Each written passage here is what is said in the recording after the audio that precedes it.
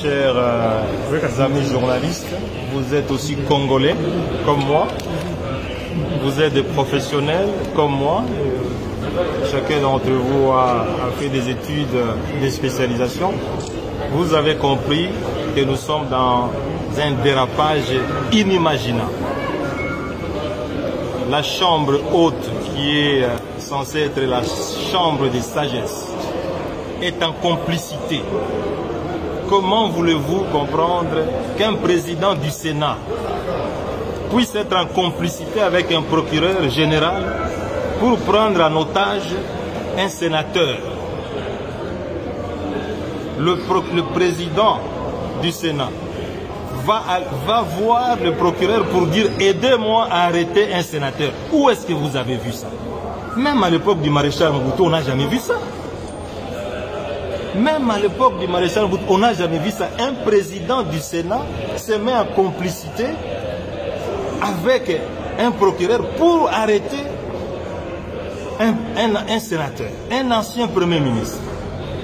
Où est-ce que vous avez vu et dans quel pays la Cour constitutionnelle, qui est l'instance la plus haute, prend une décision, un président du Sénat refuse de l'appliquer? Mais c'est inimaginable. Est-ce que vous vous rendez compte, chers amis journalistes, le niveau de dérapage dans lequel nous sommes aujourd'hui? Ce qu'on appelle état de droit, un président du Sénat peut refuser de mettre en application une décision de la haute cour, tout simplement parce que ce que le président cherchait, qu'on puisse condamner M. Matata, n'a pas été appliqué. Chers amis journalistes, où est-ce que vous avez vu un dossier qui est clôturé sans suite, où un procureur général demande pardon à quelqu'un, mais il ne clôture pas le dossier? Mais justement, c'est le président du bureau qui a demandé au procureur de ne pas clôturer le dossier. Comment il va le notifier? J'ai demandé au président du Sénat, c'est vous qui avez levé mes immunités. C'est vous qui avez reçu la lettre du procureur général. Moi, j'ai vu le procureur général qui m'a dit que M. Matata, votre dossier est vide et nous devons le classer sans suite. Mais il n'a jamais clôturé. Mais demandez-lui qu'il puisse vous dire qu'est-ce qu'il en est. Mais le président du Sénat dit, je ne peux pas lui écrire. Comme c'est lui qui lui a demandé de ne pas lui écrire. Vous comprenez qu'il ne peut pas lui écrire. Mais ça, c'est un jeu d'enfant. Est-ce que vous avez reçu l'acte de notification de la Cour constitutionnelle? Avez-vous reçu l'acte de notification? Mais il a reçu ça. J'étais avec lui dans son bureau le mardi et il m'a dit que j'ai reçu ça. Il m'a dit dans son bureau, et je l'ai dit d'ailleurs tout à l'heure. Et pourquoi vous refusez de vous restituer vos immunités si l'acte de notification... Mais je vous ai dit qu'il est en train de préparer d'autres réquisitoires. Il attend que le Sénat puisse fermer pour qu'il puisse encore introduire d'autres réquisitoires. Mais ça, c'est un jeu d'enfant. Donc par là, on peut comprendre que le président du Sénat est instrumentalisé?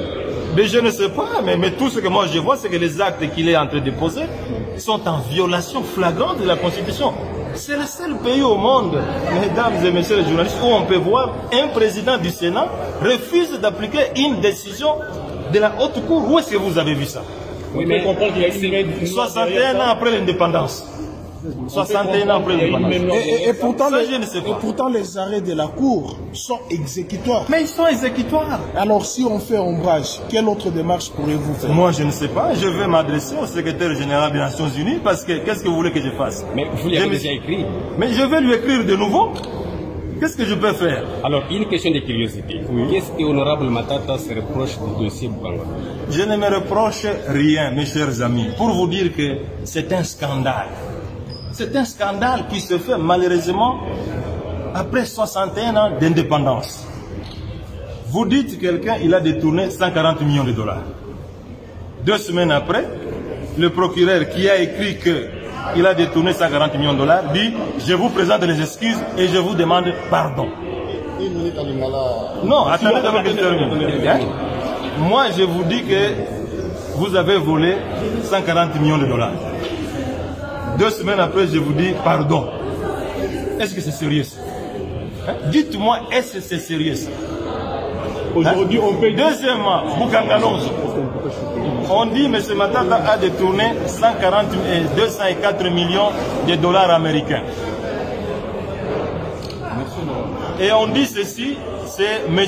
Christo Grobler, qui était le gestionnaire du parc agro-industriel, qui m'a remis ça. L'inspecteur des finances, Gilles Alingite, les confirme.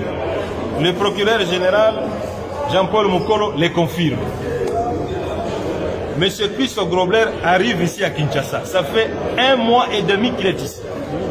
L'inspecteur général des finances le fouille. Le procureur général le fouille. Lui-même, il passe à la télévision. Je suis ici pour témoigner que je n'ai rien donné à M. Matata. Mais si le Sénat ici a besoin de savoir la vérité, mais le Sénat n'a qu'à appeler le procureur général ici, qui m'a demandé pardon pour dire vous avez dit que M. Matata a détourné 140 millions de dollars. Venez nous dire ici que vous lui avez demandé pardon. Mais Mukolo Jean-Paul, il est ici à Kinshasa, il n'est pas en Europe. Deuxièmement, M. Christo Grobler, qui m'a remis l'argent, il est ici, mais que le Sénat l'appelle. M. Bat, il est en train de dire des choses que même un enfant de 10 ans ne peut pas accepter. Vous êtes président du bureau du Sénat. Vous voulez savoir si M. Matata a détourné l'argent.